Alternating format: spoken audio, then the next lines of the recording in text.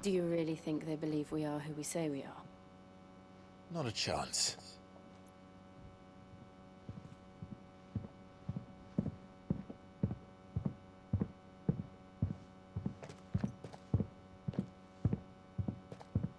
Right, I guess. My uncle believes we're imposters here to rob him. And means to string us up himself.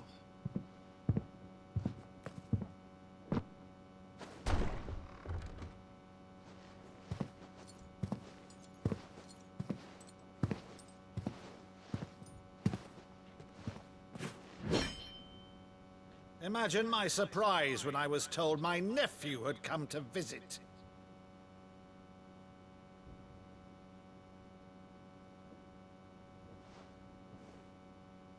Clive Rosfield died long ago. And for uttering his name here, you shall pay with your tongue!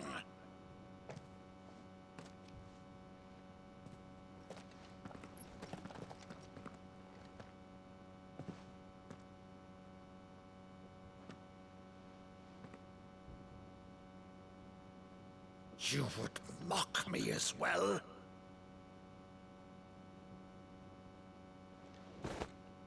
It is I, Sir Crandall of Camelot, loyal servant to Her Serene Holiness, Saint Sybil the Unshod. Meadow, thou vile sorcerer, for thy crimes against church and crown, I shall have thy head.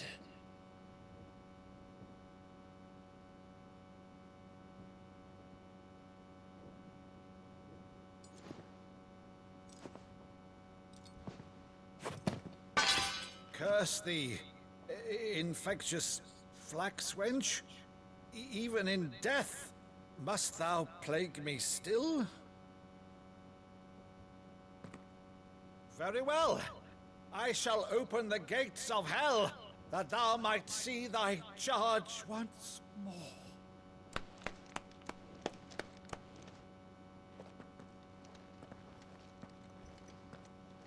Bravo, Uncle. You're still the finest Meadow in the twins. Oh,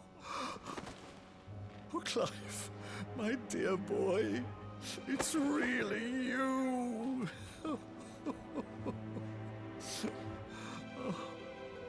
You always were fond of that scene from The Saint in the Sanctuary. Never did let me play Sir Crandall.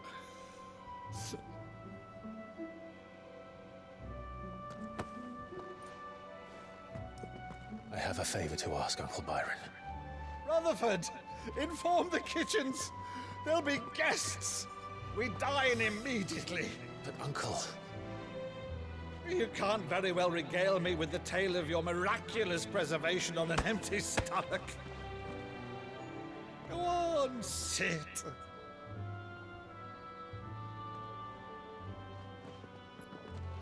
See that you use the good plates, Rutherford.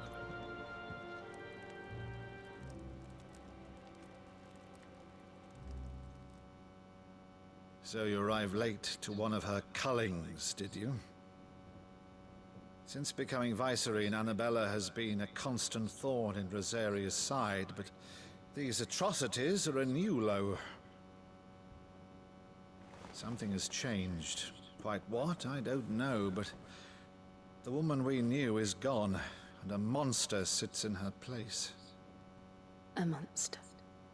For better or worse, I've been charged with governing this town, and thus must maintain the illusion of obedience.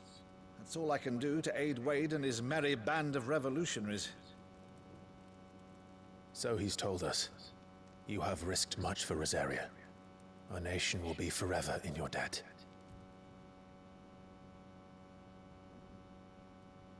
It has been 20 years, Clive. The nation your father and your forefathers fought to defend is no more. Perhaps it would be otherwise had I the courage of my brother.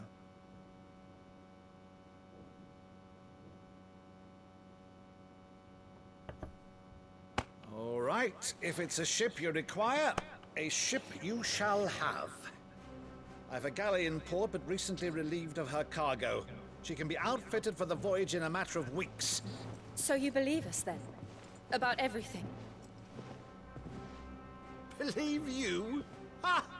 Only a fool would believe even half of the things you claim. But until tonight, only a fool would have believed my nephew still lived. And besides, I have it on good authority that Clive is telling the truth. Whose authority? Your own, of course. You've always been a terrible liar. Is that true? It's not untrue. Let's say no more about it, eh? It wouldn't do to linger on my nephew's greatest failing.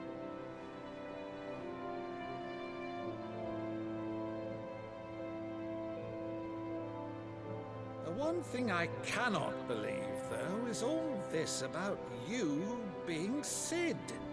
You were always such a good boy, but now you're quite the outlaw.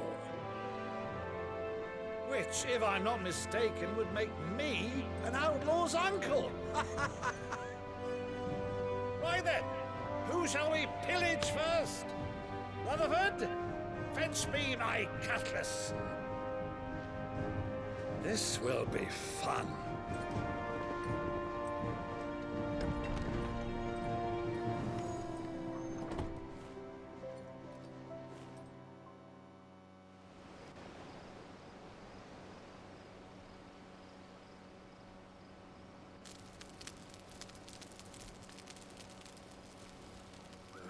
Over there.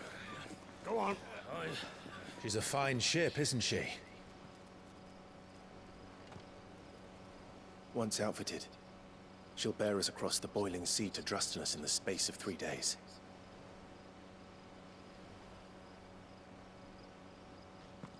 Something on your mind?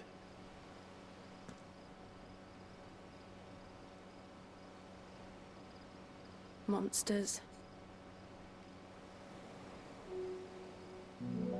When I served the Iron Kingdom, I did so because I saw no other choice. Because once they learned that Lash would not move me, they turned it on those who could.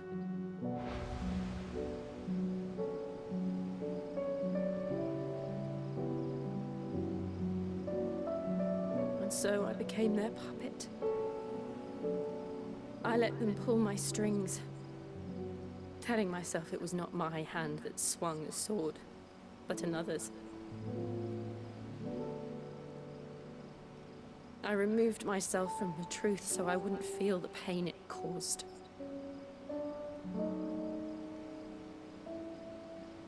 And before I knew it, I no longer felt anything. Anything at all.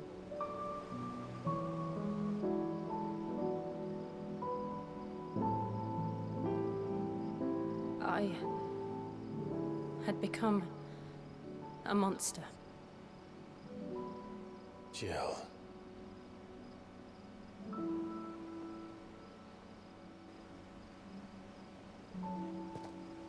I don't want to be a monster, Clive. Do you understand? I want to choose a different path, a better path. To live on my own terms. But before I can do that, I need to come to terms with my past.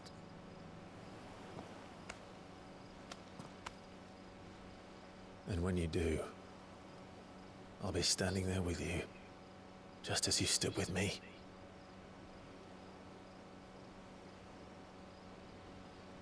Thank you, Clive. I must atone for my sins. Only then, when it's done, will the monster cease to be.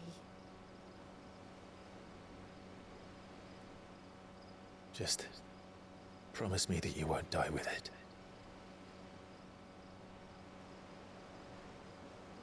Now, let's get some sleep. The journey back to Benamir is long, and there is much to tell the others.